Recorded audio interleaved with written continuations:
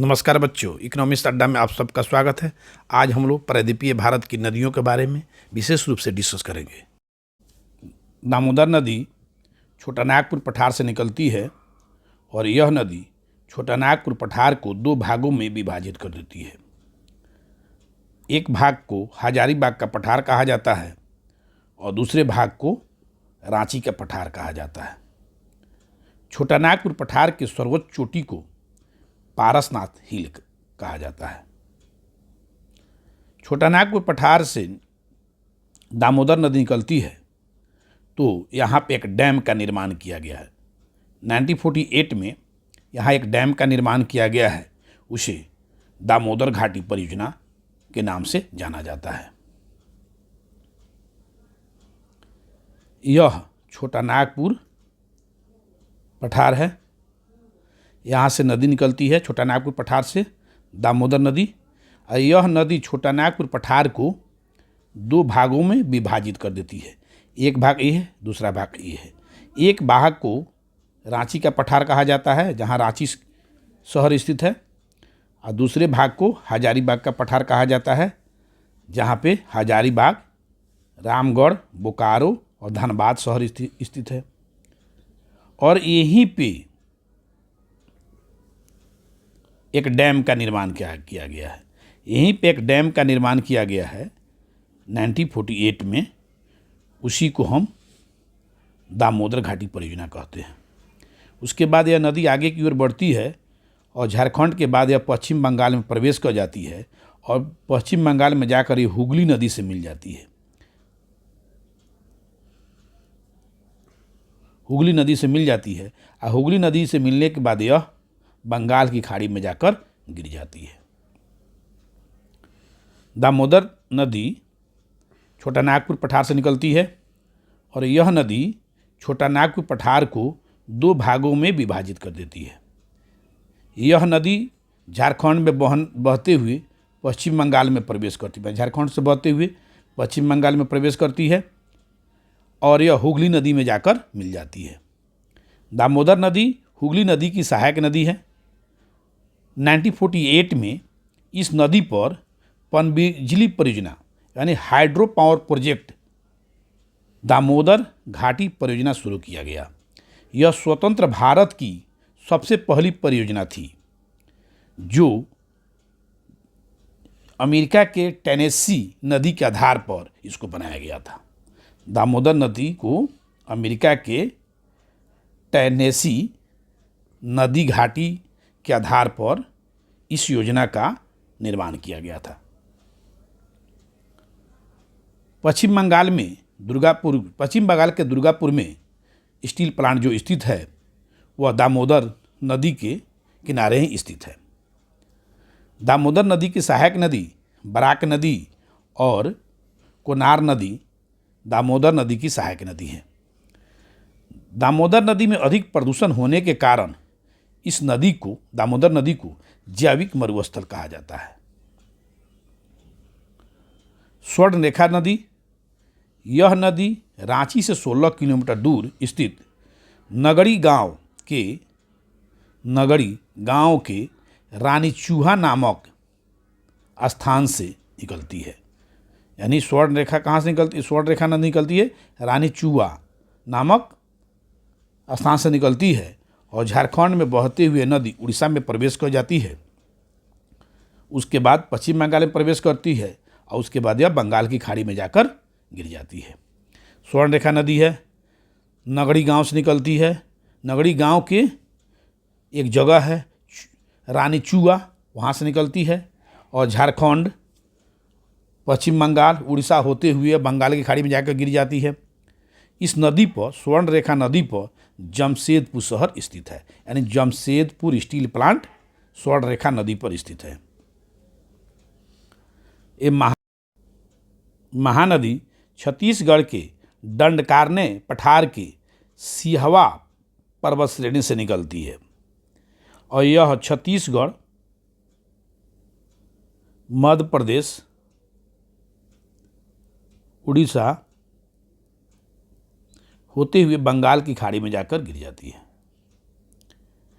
यह नदी छत्तीसगढ़ में सबसे ज़्यादा दूरी तय करती है।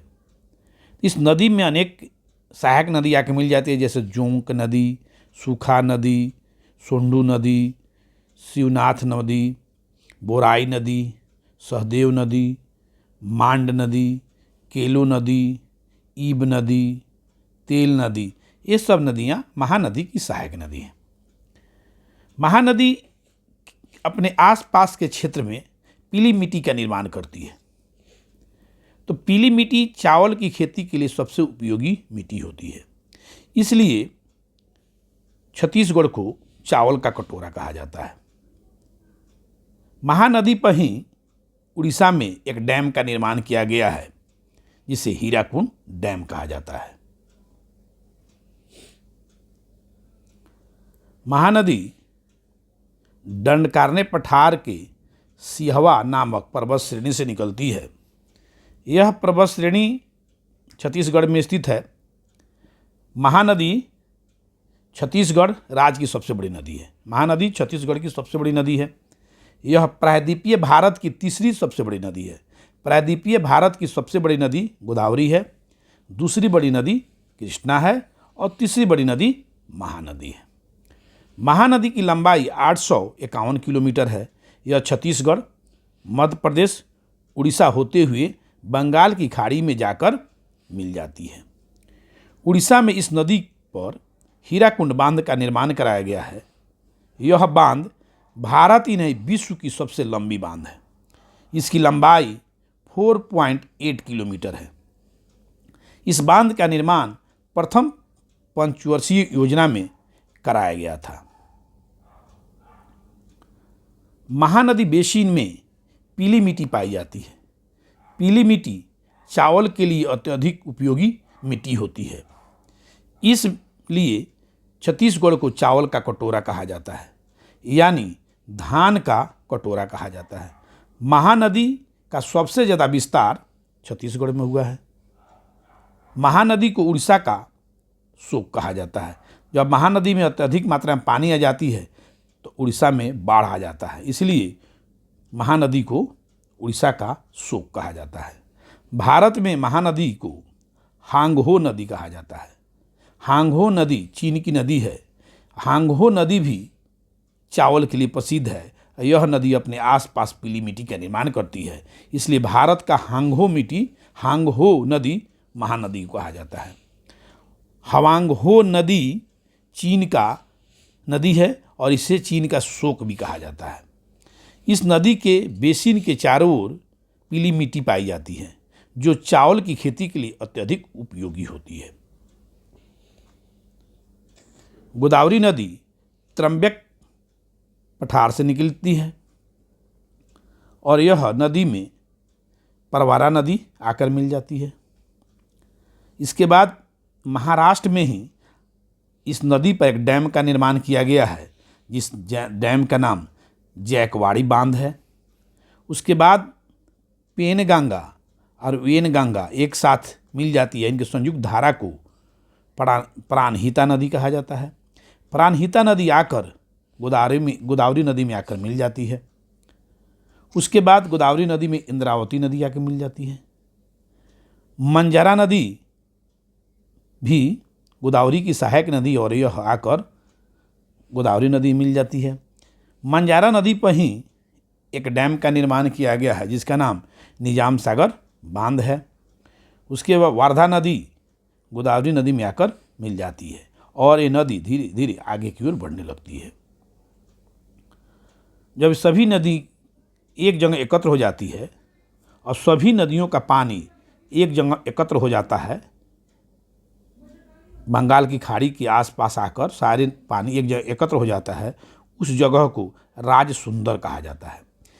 पानी के कुछ धारा इस साइड से निकलता है और बंगाल की खाड़ी में गिर जाती है, उस धारा को गौतमी गोदावरी कहते हैं।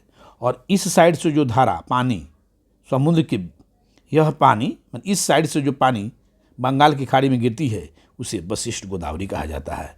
इन सब के दोनों के बीच में एक खाली स्थान बच जाता है, ठोस जगह बच जाता है, उसे डेल्टा कहा जाता है। यानी यह डेल्टा का निर्माण करती है और इस डेल्टा को होप आइस कहा जाता है। त्रंबक हिल है, इस हिल से महाराष्ट्र में है। यह इससे यह नदी निकली, महाराष्ट्र के बाद मध्य प्रदेश में प्रवेश की, मध्य प्रदेश के बाद यह छत्तीसगढ़ में प्रवेश की, छत्तीसगढ़ के बाद उड़ीसा में प्रवेश की, उड़ीसा के बाद आंध्र प्रदेश में प्रवेश करती है। उसके बाद यह नदी बंगाल की खाड़ी में गिर जाती है। गोदावरी नदी त्रंबक पठार से निकलती है, जो नासिक में है, यानी महाराष्ट्र में है। गोदावरी नदी की लंबाई 1465 किलोमीटर है। आकार के आधार पर इसे दक्षिण भारत की गंगा कहा जाता है, आकार के आधार पर। अब पवित्रता के आधार पर कावेरी नदी को दक्षिण भारत की गंगा कहा जाता है। आकार के आधार पर गोदावरी नदी को दक्षिण भारत की गंगा कहा जाता है और पवित्रता के आधार पर कावेरी नदी को दक्षिण भारत की गंगा कहा जाता है। गंगा की लंबाई 2525 किलोमीटर, गोदावरी की लंबाई 1465 किलोमीटर, कृष्णा नदी की लंबाई 1400 किलोमीटर। गोदावरी नदी महाराष्ट्र, मध्य प्रदेश, छत्तीसगढ़, उड़ीसा, आंध्र प्रदेश होते हुए बंगाल की खाड़ी में जाकर मिल जाती है। कृष्णा नदी महाबलेश्वर पर्वत से निकलती है, जो यह महाराष्ट्र में स्थित है। कृष्णा नदी की सहायक नदी भीमा नदी है, जो आकर कृष्णा नदी में आकर मिल जाती है। कोयना नदी कृष्णा नदी की सहायक नदी है, यह आके कृष्णा नदी मिलती है और इस कोयना नदी जो कृष्णा नदी की सहायक है, इस कोयना नदी पर एक डैम का निर्माण किया गया है, जिसे कोयना बांध कहा जाता है, जो महाराष्ट्र में है। कृष्णा नदी पर एक बांध का निर्माण कराया गया है, जिसको अलमाटी बांध कहा जाता है। उसके बाद तुंगभद्रा नदी आकर कृष्णा नदी मिलती है। जहाँ पे नदी कृष्णा नदी मिलती है, वहाँ पे एक डैम का निर्माण किया गया है। कृष्णा नदी पर दूसरा डैम का निर्माण किया गया है, जिसे नागार्जुन सागर बांध कहा जाता है। उसके बाद इसमें मूसा नदी आकर इसे मिल जाती है और फिर यह नदी कृष्णा नदी आगे की ओर बढ़ती है। और कृष्णा नदी पर बंगाल की खाड़ी में गिरने से पहले कृष्णा नदी पर एक बांध का निर्माण किया गया है, श्रीशैलम बांध का निर्माण किया गया है। इसके बाद यह नदी बंगाल की खाड़ी में जाकर गिर जाती है।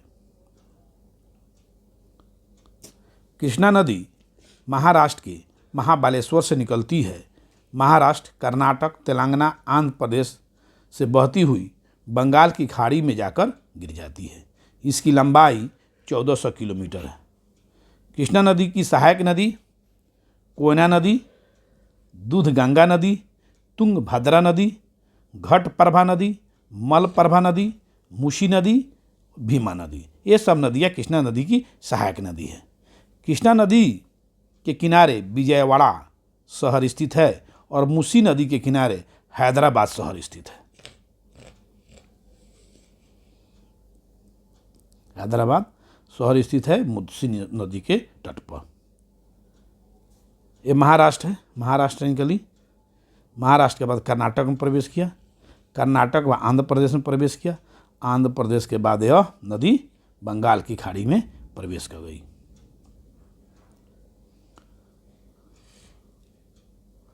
कावेरी नदी, यह नदी कर्नाटक के ब्रह्मगिरी स्थान से निकलती है।